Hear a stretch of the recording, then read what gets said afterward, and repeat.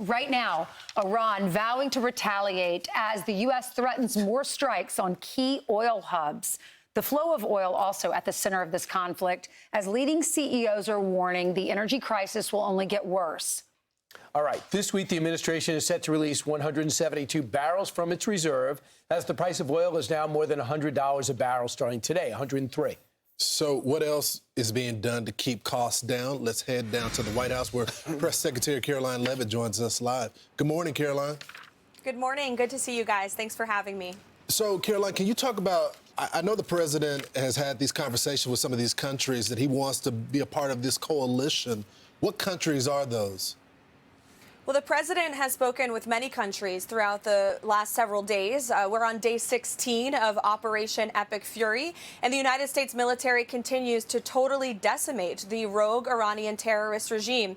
We've now hit more than 7,000 targets. We've sunk more than 100 of their naval vessels. We are completely annihilating their navy, and their ballistic missile and drone strikes against the United States are down 95%. So President Trump is the first president in nearly 5 decades to finally have the courage to do what so many American presidents and leaders around this world have longed for, and that's to take out the threat of Iran. So yes, the president is speaking with our allies in Europe and also many of our partners in the Gulf and Arab world to encourage them to step up to do more to open the Strait of Hormuz, and our NATO allies especially need to step up. Look, President Trump has been very frank with our friends in NATO for a very long time. He got them to increase their defense spending up to 5%, and now he's calling on them to do the right thing because, again, the United States of America is leading the way, not just to support and protect our American assets and bases in the Middle East, but also to defend Europe and the Middle East and the rest of the world from the rogue Iranian regime from obtaining a nuclear bomb. Karoline, Democrats were on the Sunday shows. They were or many of them were criticized on the Sunday shows for holding up this government shutdown. They're not cooperating to fund TSA workers, to fund CISA, to fund our Coast Guard. And now we're really feeling it. And people are going to the airports. They're waiting in 3-4-hour lines to go through security. You know, as a mom, we're about to have spring break. Our kids are out of school. Many people are traveling home to see grandparents or to go on vacation. And this has got to be fixed. Here are the Democrats talking about holding up the DHS funding on the Sunday shows. Is it responsible for Democrats to hold up DHS funding with the threat of terror attacks looming during this conflict? No, Kristen, as you know, we offered vote after vote, resolution after resolution, even as recently as this week, to reopen those agencies, to fund them, and the Republicans voted it down. Isn't it time for Democrats to reopen and refund DHS? So first of all, Democrats have tried multiple times to try to get TSA, CISA, the Coast Guard funded. Republicans have refused time and time again to fund. Karoline, also, if you look at the stats, 50,000 without pay for 4+ weeks. More than 300 officers with TSA have quit their jobs. 171 million passengers expected to fly from March 1st to April 30th. That's up 4% from the same period last year. What's your reaction to this? How can we get Democrats on board to fix this problem?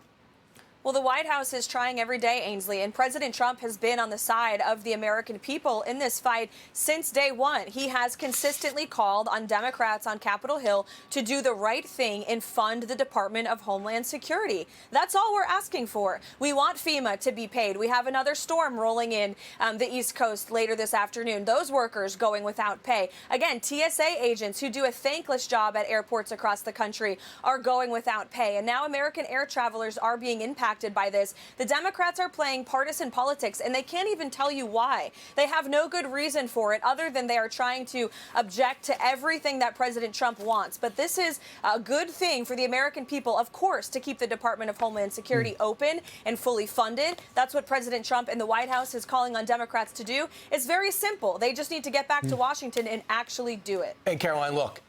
Greg Bovino's not there anymore. Kristi Noem's not there anymore. Tom Homan says no more roving patrols. They're wearing body cameras. Democrats can honestly say, hey, we got a lot.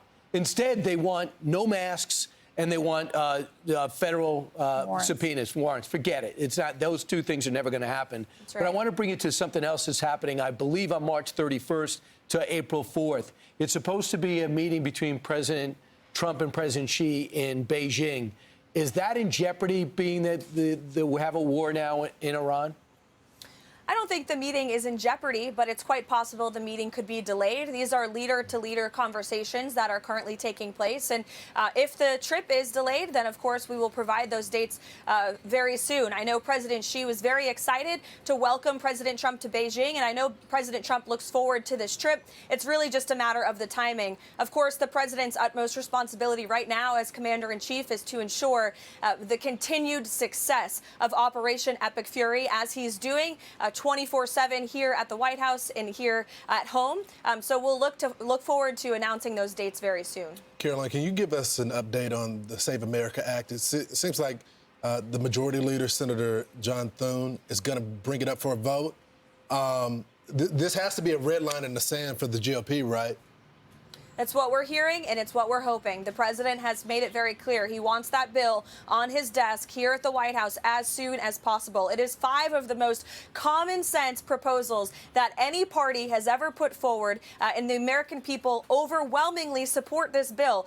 Voter ID, proof of citizenship to vote, no mail-in ballots, which we know create tremendous amount of fraud in our electoral system, cannot transgender mutilate our young children. We need a ban on those procedures in surgeries, and then, of course, no men in women's sports. That's what the president is asking for. It's the Save America Act. It's a great piece of legislation. I look forward to seeing how Democrats can possibly oppose these overwhelmingly popular and positive policies for our country and for the American people. I think it's an 80-20 issue. The majority of people want you to have an ID in order to vote. 90-10 in some cases. 90-10. I don't disagree with you. What about President Trump signing this fraud task force executive order with our vice president?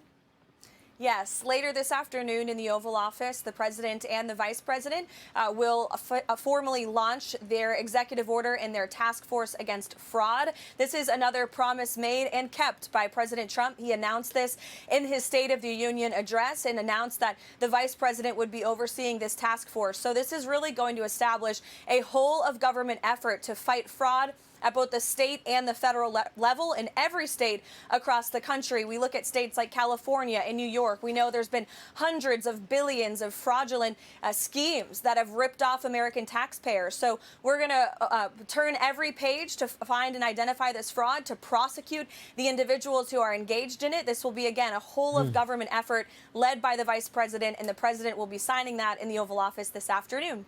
I'll tell you what, he'll have a lot to do in California, including the hospice scandal and everything else. Thanks so much, Karoline. Thanks, Karoline. Thank you. Thanks, guys. I'm Steve Ducey. I'm Brian Kilmeade. And I'm Ainsley Earhart. And click here to subscribe to the Fox News YouTube page to catch our hottest interviews and most compelling analysis.